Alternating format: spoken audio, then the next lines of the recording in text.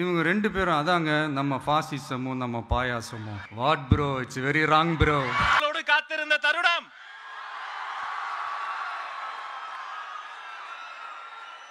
நாங்க போலி மருத்துவர்களை பார்த்திருக்கோம், போலி சாமியார்களை பார்த்திருக்கோம், போலி அப்பாக்களினுடைய காலத்துல இப்பதான் பாக்குறோம். பாதுகாப்பு உணர்வு கொடுத்தாதான் அப்பா. பாட்டிய பிடிக்க தனிப்படை அமைக்கிறவங்களாம் அப்பா இல்ல. மதத்தால் பிரிக்கும் மதவாதிகள் இன்னொரு பக்கம், ஆண்டாண்டு காலமாக பரம்பரையாக இருக்கக்கூடிய ஊழல் பெருச்சாலிகள் அந்த இரண்டு அரசியல் அழுக்குகளையும் அடித்து துவைத்து வெளியே அனுப்ப போகிற, கெட் அவுட் சொல்ல போகிற தமிழக வெற்றி கழகத்தினுடைய தலைவர், தமிழ்த்தாயின் தலைச்சன் பிள்ளை இதோ வருகிறார்.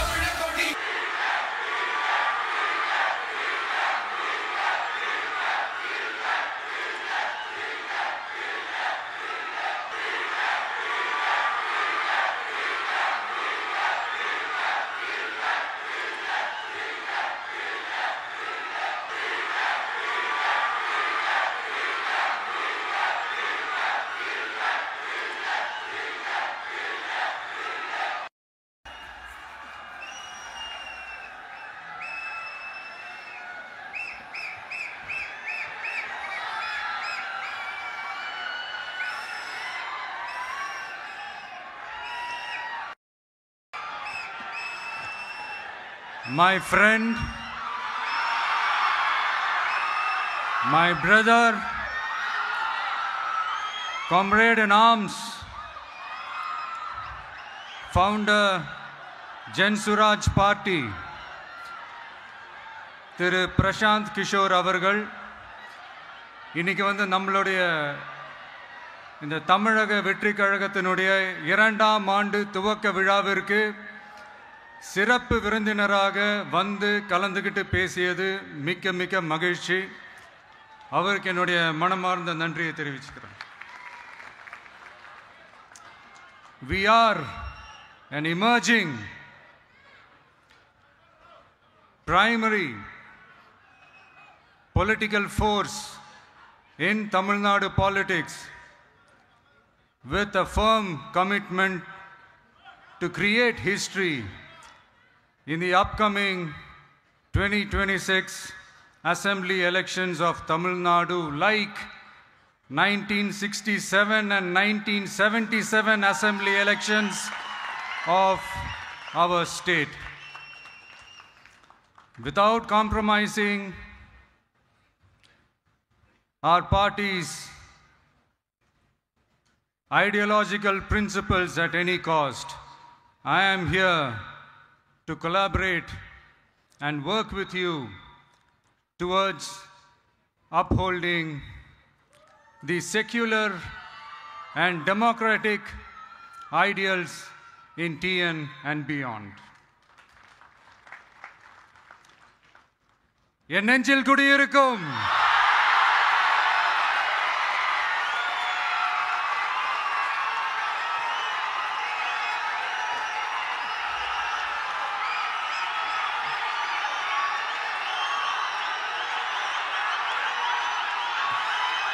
என்னுடைய தோழர்கள், தோழிகள் எல்லாருக்கும் என்னுடைய வணக்கம். வணக்கம் வணக்கம்.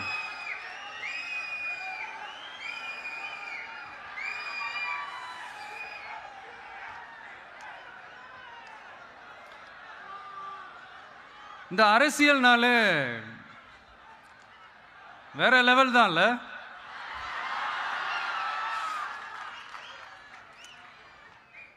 ஏன்னா இந்த அரசியலில் மட்டும்தான் வித்தியாசமான ஒன்று நம்ம பார்க்கலாம். யார் யாரை எப்போ எதிர்ப்பாங்கன்னே நமக்கு தெரியாது.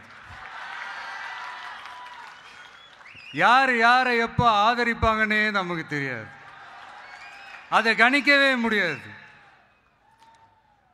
அதனால தான் இந்த அரசியலில் மட்டும் முன்னாடிலாம் சொல்லி நம்ம கேள்விப்பட்டிருப்போம், நிரந்தர நண்பனும் நிரந்தர எதிரியும் இல்லைன்னு சொல்லுவாங்க. அரசியலுக்கு யார் வேணாலும் வரலாம், அது வந்து ஒரு ஜனநாயக உரிமைன்னு சொல்லுவாங்க. ஆனால் மக்களுக்கு ரொம்ப ரொம்ப பிடிச்சி போன ஒருத்தன் அரசியலுக்கு வரான்னா அதை கண்டிப்பாக நல்லவங்க எல்லாம் வரவேற்பாங்க. ஆனால் ஒரு சில இந்த அதிகார இல்லை அது வேணாம்,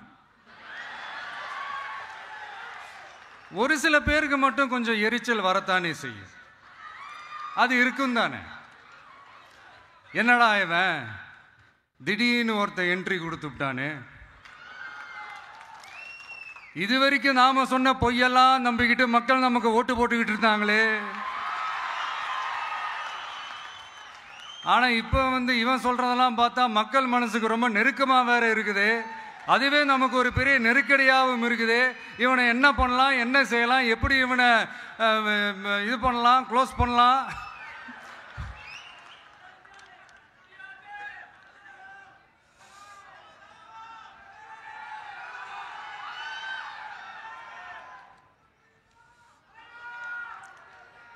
எப்படி இவனை க்ளோஸ் பண்ணலாம், ஒரு கன்ஃபியூஷன் ஒன்று வரும். அந்த கன்ஃபியூஷனில் கத்துறதா கதறதா என்ன பண்ணுறதுன்னு தெரியாமல் வர்றவன் போகிறவன்லாம் கட்சி ஆரம்பிக்கிறான்னு சொல்லி இப்படி ஏதாவது பேச ஆரம்பிப்பாங்க.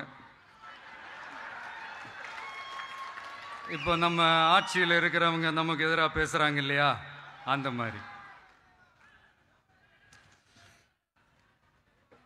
இப்படிப்பட்ட ஒரு அரசியல் காலத்தில் கொஞ்சம் கூட ஒரு பயம் இல்லாமல், ஒரு பதட்டம் இல்லாமல், வர்ற எதிர்ப்புகள் எல்லாத்தையும் சும்மா லெஃப்ட் ஹேண்டில் டீல் பண்ணிக்கிட்டு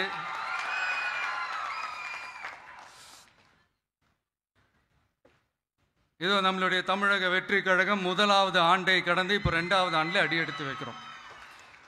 இந்த ஒரு காலகட்டம் தான் மிக முக்கியமான ஒரு காலகட்டம். ஏன்னா ஒரு அரசியல் கட்சிக்கு ஒரு பெரிய பலமே அந்த கட்சியினுடைய கட்டமைப்பு தான். அதுதான் அந்த கட்சியினுடைய ஒரு வேறு மாதிரி, ஒரு அடிப்படை பலமே அதுதான். ஒரு ஆலமரம் மாதிரி ஒரு கட்சி ஒன்று வளரணும்னா அதுக்கான அந்த வேர்களும் விழுதுகளும் ஸ்ட்ராங்காக இருக்கணும் இல்லையா. அப்படிதான் நம்மளுடைய இந்த அமைப்பை பலப்படுத்துகிற ஒரு வேலையை தான் இப்போ நம்ம செஞ்சுக்கிட்டு இருக்கிறோம்.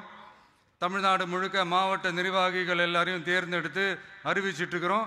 இந்த நேரத்தில் நம்ம மேலே ஒரு கம்ப்ளைண்ட், அது என்னன்னா, அதுதான் எனக்கும் புரியல. நம்மளுடைய மாவட்ட நிர்வாகிகள் எல்லாருமே வெறும் இளைஞர்களாகவே இருக்கிறாங்களாம். ஏன் இருந்தா என்ன?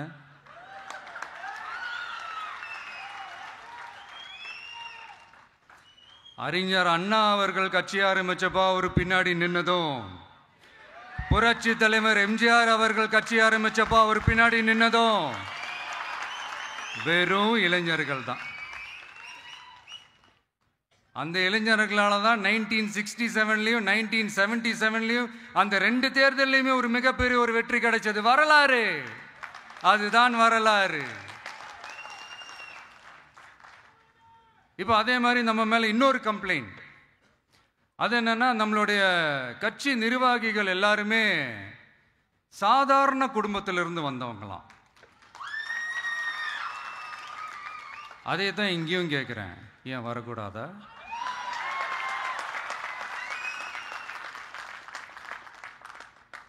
சாதாரண குடும்பத்திலிருந்து வந்தவங்க தான் பெருசு பெருசாக சாதிச்சிருக்கிறாங்க. இன்னும் சொல்ல போனா நம்மளுடைய கட்சி எளிய மக்களுக்கான கட்சி தானே. அப்படி இருக்கும்போது நம்மளுடைய கட்சி நிர்வாகிகளும் எளிய குடும்பத்தை சேர்ந்தவங்களா தான் இருப்பாங்க. நம்மளுடைய கட்சி ஒன்றும் பண்ணையாறுகளுக்கான கட்சி கிடையாதுல்ல.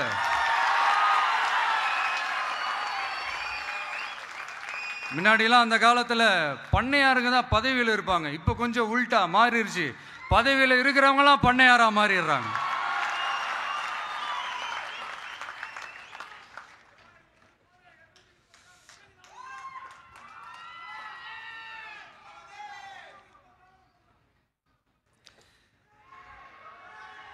மக்களுடைய நலனை பற்றியோ, நாட்டோட நலனை பற்றியோ, வளர்ச்சிகளை பற்றியோ எதை பற்றியும் கவலைப்படாமல் பணம் பணம் பணம். எந்தெந்த வழிகளில் எந்தெந்த ரூட்லலாம்.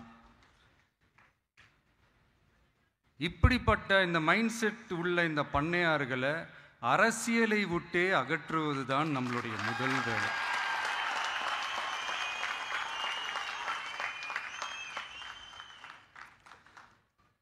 அதை ஜனநாயக முறைப்படி நம்ம செய்கிறதுக்கு தான் 2026 தேர்தலை நம்ம சந்திக்க போகிறோம்.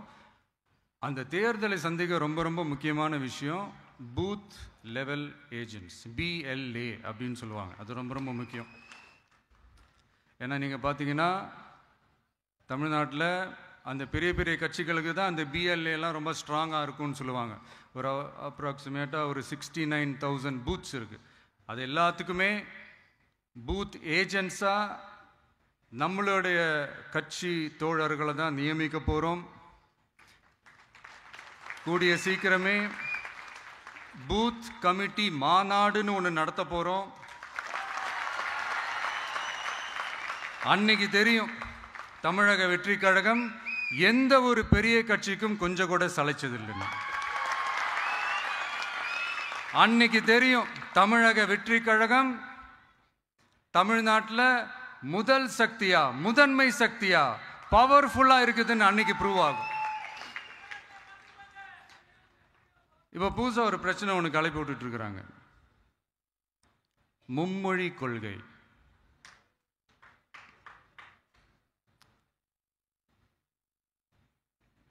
அதாவது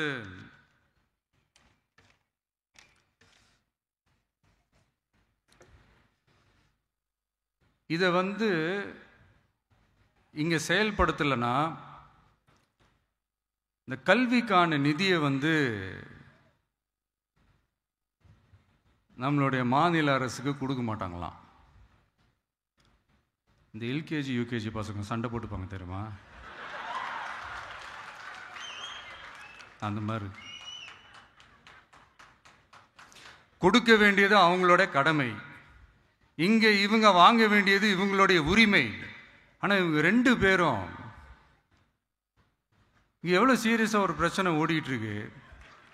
இவங்க ரெண்டு பேரும் அதாங்க நம்ம ஃபாசிசமும் நம்ம பாயாசமும், அதான் நம்ம அரசியல் இனிமையும் கொள்கை இனிமையும். ரெண்டு பேரும் என்ன பண்ணுறாங்கன்னா, ரெண்டு பேரும் பேசி வச்சுக்கிட்டு இந்த செட்டிங்லாம் பண்ணி வச்சுக்கிட்டு மாற்றி மாற்றி சோஷியல் மீடியாவில் ஹேஷ்டாக் போட்டு விளையாட்டுருக்கிறாங்க.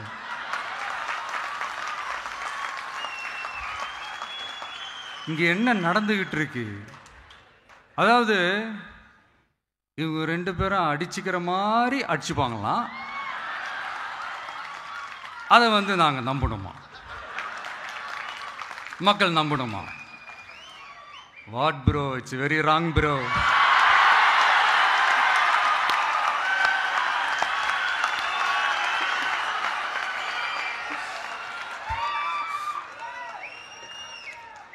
இதுக்கு நடுவில் நம்ம பசங்க உள்ள பூந்து அங்க ஒரு சம்பவம் ஒன்று பண்ணிட்டு டக்குன்னு வெளியே வந்துடுறது, TVK for TN அப்படின்னு சொல்லி. யார் சார் நீங்களா, எங்க சார் இருக்கிறீங்க? ஸ்லீப்பர் செல்ஸ் மாதிரி.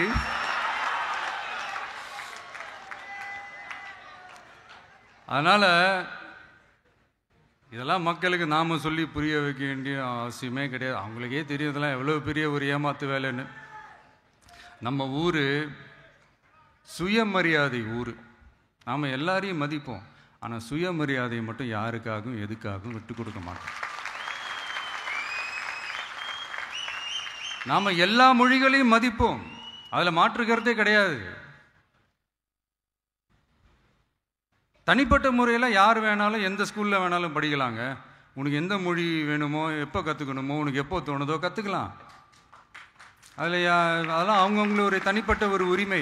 ஆனால் கூட்டாட்சி தத்துவத்தை மீறி மாநில தன்னாட்சி உரிமைக்கு எதிராக ஒரு மாநில அரசின் மொழி கொள்கையை, கல்விக் கொள்கையை கேள்விக்குறியாக்கி வேறு ஒரு மொழியை வலுக்கட்டாயமாக திணிச்சா, அதுவும் அரசியல் ரீதியாக திணிச்சா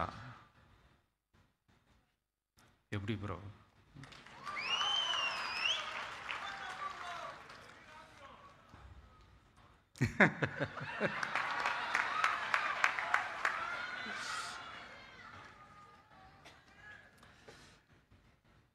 அதனால் நம்மளுடைய தமிழக வெற்றி கழகம் சார்பாக நாமளும் இந்த பொய் பிரச்சாரங்களை எல்லாம் புறம் தள்ளிவிட்டு இதை நாங்கள் உறுதியாக எதிர்ப்போம்.